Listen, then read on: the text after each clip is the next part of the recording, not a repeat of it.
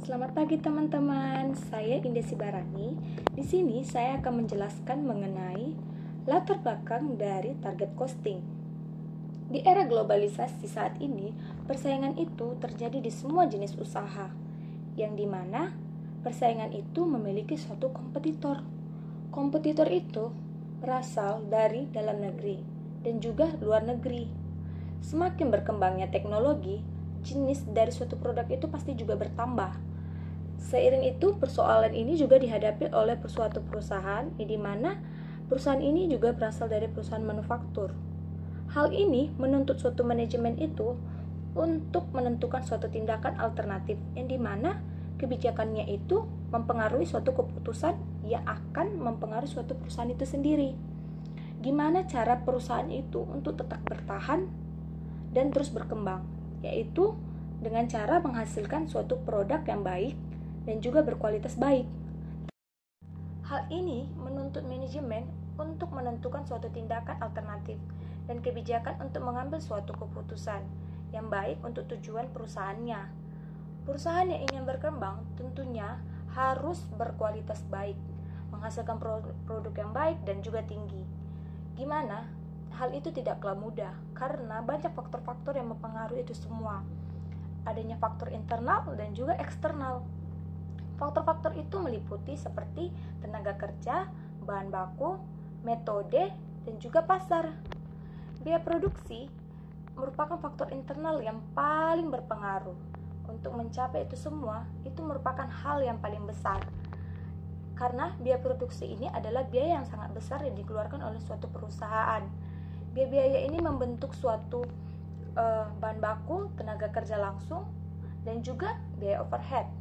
Apabila dalam perhitungan biaya tidak diperhitungkan dengan tepat, maka perusahaan akan mengalami kesulitan dalam menetapkan biaya produksi sehingga pembebanan harga pokok terlalu tinggi. Konsep target costing sangat sesuai sejalan dan meningkatnya persaingan, serta tingkat penawaran yang jauh melampaui tingkat permintaan. Maka kekuatan pasar memberikan pengaruh yang semakin besar pada tingkat harga.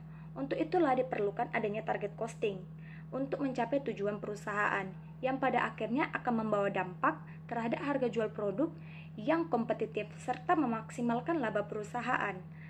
Semakin baik penerapan target costing, maka akan semakin baik pula peningkatan efisiensi biaya produksinya yang akan berakibat terhadap tingkat penawaran harga dan pemaksimalan perusahaan.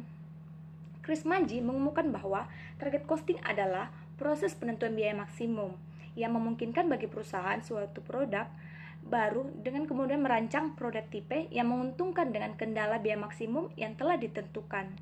Tujuan utama dari target costing itu sendiri adalah untuk mengurangi biaya. Karena target costing telah tercapai, maka suatu target cost yang baru harus lebih rendah ditentukan. Cost atau biaya adalah pengeluaran atau nilai yang pengorbanan memperoleh barang atau jasa yang dimana berguna untuk masa yang akan datang, untuk mempunyai manfaat yang melebihi periode akuntansi tahunan. Dengan menggunakan target costing, perusahaan dapat dengan bebas menentukan biaya yang diinginkan, di mana biaya ini diperoleh dari harga pasar yang berlaku dikurangi dengan laba yang diinginkan dan sering disebut price driven costing. Selanjutnya, penjelasannya akan dijelaskan oleh teman saya Novia. Terima kasih. Saya Novia Saraswati Lubis, NPM 17510070. Di sini saya akan membahas landasan teori dan jurnal utama dari kelompok 4. Landasan teori. Yang pertama yaitu pengertian target costing. Target costing ialah penentuan biaya yang diharapkan untuk suatu produk berdasarkan harga kompetitif, sehingga produk tersebut akan dapat memperoleh laba yang diharapkan. Yang kedua yaitu prinsip dasar target costing. Dalam melakukan target costing, ada 6 prinsip dasar yang harus dilakukan, yaitu yang pertama, biaya mengikuti harga. Yang kedua, fokus pada konsumen. Yang ketiga, fokus pada desain. Yang keempat, melibatkan berbagai fungsi atau bidang. Yang kelima, keterlibatan rantai nilai. Yang keenam, melakukan orientasi terhadap siklus hidup produk. Yang ketiga, yaitu implementasi pendekatan target costing. Dalam mengimplementasikan target costing, Ada tahap-tahap implementasi pendekatan target costing yang harus dilakukan. Yang pertama, menentukan harga pasar kompetitif. Yang kedua, menentukan laba yang diharapkan. Yang ketiga, menghitung target biaya pada harga pasar dikurangi laba yang diharapkan. Yang keempat, gunakan rekayasa nilai atau value untuk mengidentifikasi cara-cara yang dapat digunakan agar terjadi penurunan biaya produksi. Yang kelima, estimasi biaya setelah rekayasa nilai. Yang keenam, aktivitas-aktivitas untuk mencapai target biaya menurut Kaizen Costing. Selanjutnya saya akan membahas jurnal utama dari kelompok 4. Adapun judul utama dari jurnal kelompok 4 yaitu penerapan target costing dalam upaya efisiensi biaya produksi untuk peningkatan laba produk. Tujuan dari penelitian jurnal utama ini yaitu untuk mengetahui cara perhitungan biaya produksi dengan metode target. Selanjutnya saya akan membahas kelebihan dan kelemahan dari jurnal utama. Kelebihan dari jurnal utama yang pertama yaitu untuk menghitung biaya produksi, perusahaan menggunakan metode target costing.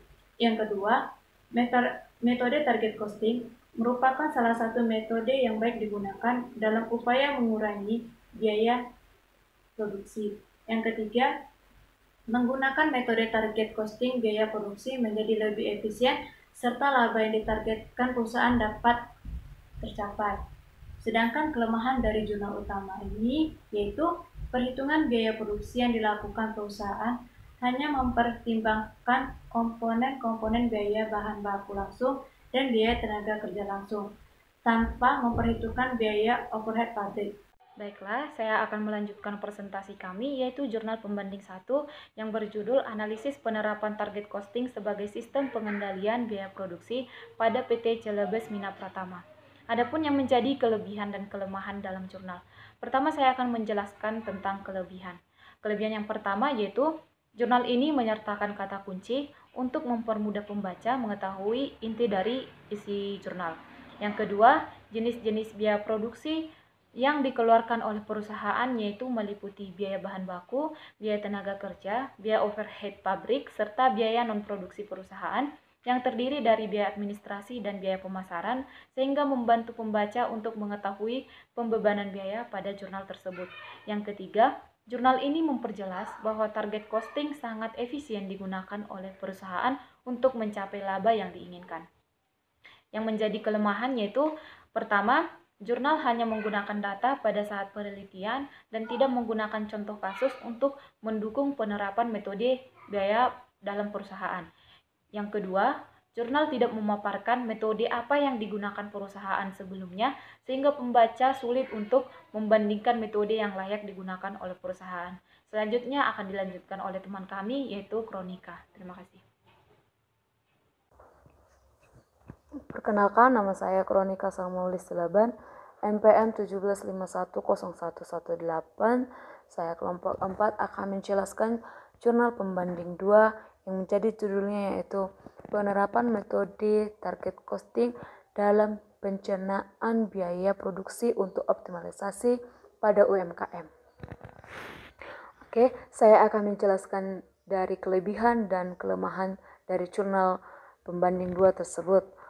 Yang menjadi kelebihannya yaitu metode penerapan target costing di jurnal pembanding 2 ini diterapkan dengan baik dan jelas, sehingga penerapan metode target costing berhasil dilakukan dan mendapatkan laba yang lebih dari laba yang telah ditentukan sebelumnya. Dalam penerapan target costing ini juga, jurnal pembanding 2 dapat menekankan biaya produksi dengan cara menentukan target biaya dan target harga. Oke, yang menjadi kelemahannya yaitu dalam jurnal pembanding 2 belum dapat memberikan solusi yang tepat dan baik untuk mengatasi permasalahan yang terjadi dalam penerapan target costing tersebut. Dan dalam jurnal ini mengambil 3 sampel untuk menerapkan target costing, tetapi hanya 1 sampel saja yang dapat menerapkan target costing tersebut. Oke, demikian penjelasan saya, akan dilanjutkan oleh teman kami untuk menjelaskan jurnal pembanding 3. Terima kasih.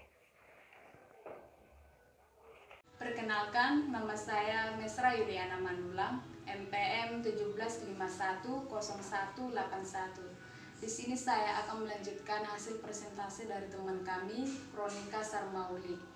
Saya akan menjelaskan jurnal pembanding 3 yang berjudul Biaya Target Costing untuk Manajemen Rantai Pasokan.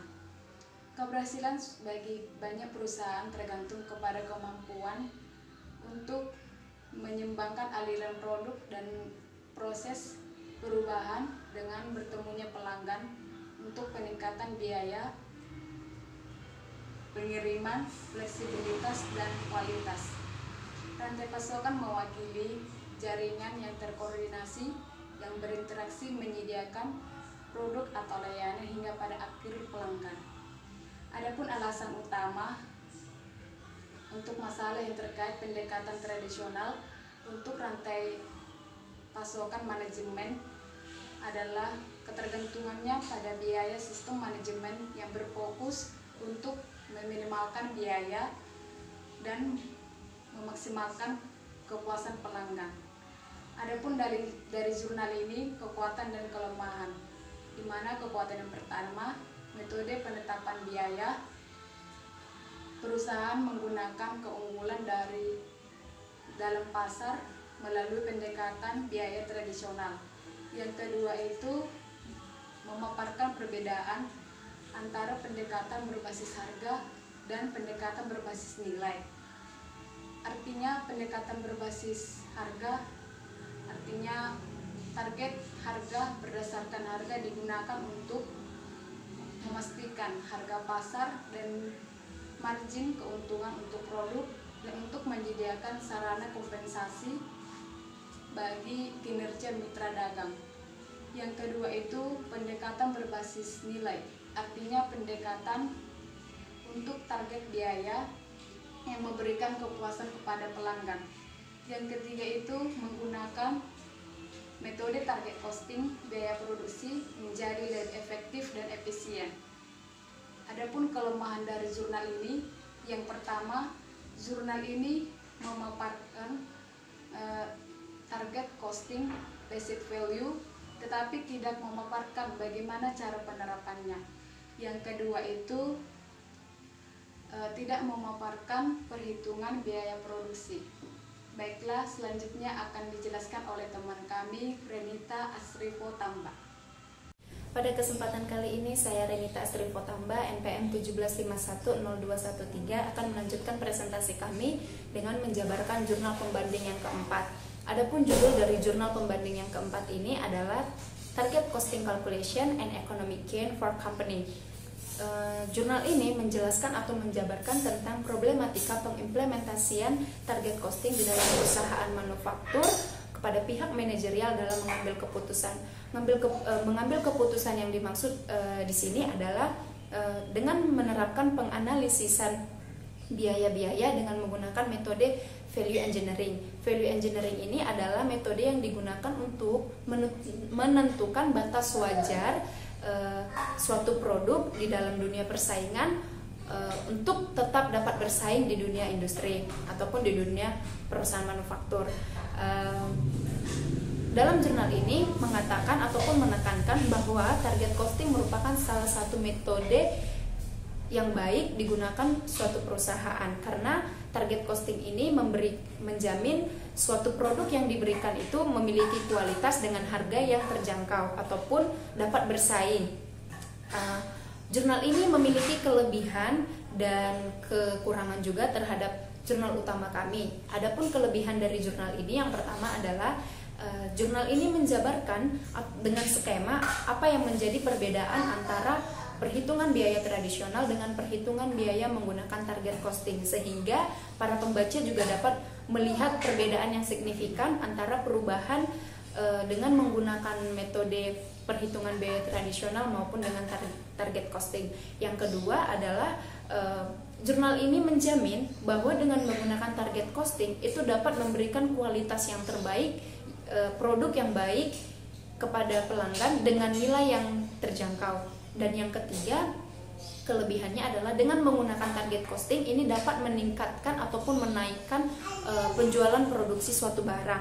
Dan adapun kelemahannya, yang pertama adalah tidak menjelaskan ataupun tidak memaparkan harga-harga kompetitor sehingga pelanggan ataupun sehingga yang mereview tidak dapat mengetahui bagaimana itu dapat dikatakan baik, karena kita tidak dapat melihat apa yang menjadi nilai ataupun harga dari pesaing dengan harga yang akan ditargetkan. Terus yang kedua juga yang menjadi kelemahannya adalah di dalam jurnal ini dia menggunakan teknik value engineering, tetapi tidak menjelaskan bagaimana penerapannya. Dia hanya menjelaskan apa yang dimaksud dengan value engineering tersebut. Dan yang ketiga yang menjadi kelemahannya adalah dia tidak memaparkan ataupun tidak menjelaskan perhitungan biaya produksinya. Nah, menurut jurnal ini juga target costing ini memberikan dampak yang terbaik bagi perusahaan maupun konsumen. Yang pertama, dampak yang baik yang diberikan dari metode target costing ini kepada perusahaan, yang pertama adalah perusahaan itu dapat mengefisiensikan biaya sehingga perusahaan dapat bersaing dengan perusahaan lain dengan memberikan memberikan produk yang baik dengan kualitas yang baik dan harga yang terjangkau. Lalu target costing ini juga memberikan dampak yang baik kepada konsumen atau pelanggan dengan memberikan informasi kepada pelanggan bahwa dengan adanya target costing ini pelanggan dapat mengambil keputusan lebih baik membeli atau lebih baik membuat produk tersebut. Demikianlah presentasi saya terhadap mengenai jurnal pembanding yang keempat. Selanjutnya akan dilanjutkan oleh teman saya, jurnal pembanding yang kelima, Maya Barus. Perkenalkan, nama saya Maya Sari Barus, NPM 175100263. Di kesempatan kali ini saya akan melanjutkan presentasi dari teman saya Renita. Di sini saya akan membahas jurnal pembanding kelima yang bertemakan penerapan target costing pada perusahaan tekstil. Di jurnal pembanding yang kelima ini memiliki kelebihan dan kelemahan dari jurnal utama kami, di mana kelebihan dari jurnal pembanding kami yang kelima ini, yang pertama, metode penetapan biaya standar tradisional berguna dalam memastikan bahwa biaya aktual tetap dalam batas yang dianggarkan. Yang kedua, dalam menghitung produk baru, metode biaya standar banyak perputaran umpan balik yang dilakukan, sehingga waktu siklus pengembangan produk lebih sedikit. Di balik kelebihan pasti ada kelemahannya. Kelemahan dari jurnal pembanding yang kelima ini bahwa metode biaya standar tradisional masih tetap membutuhkan waktu untuk memperbaiki dan menaikkan harga selama masa pakai suatu produk. Nah, jadi kesimpulan yang dapat kami ambil dari makalah kami ini yaitu target costing merupakan cara yang baik untuk meningkatkan daya saing di perusahaan manufaktur, dan pendekatan ini memberikan jaminan kualitas barang yang diproduksi. Dan biaya target menghindari pengembangan produk dalam pabrik dan industri. Dan target costing juga dapat diterapkan di perusahaan tekstil. Sekianlah presentasi dari kelompok kami, kelompok 4. Apabila ada salah kata, mohon dimaafkan, dan kami menerima kritikan dan pertanyaan dari teman-teman sekalian. Terima kasih.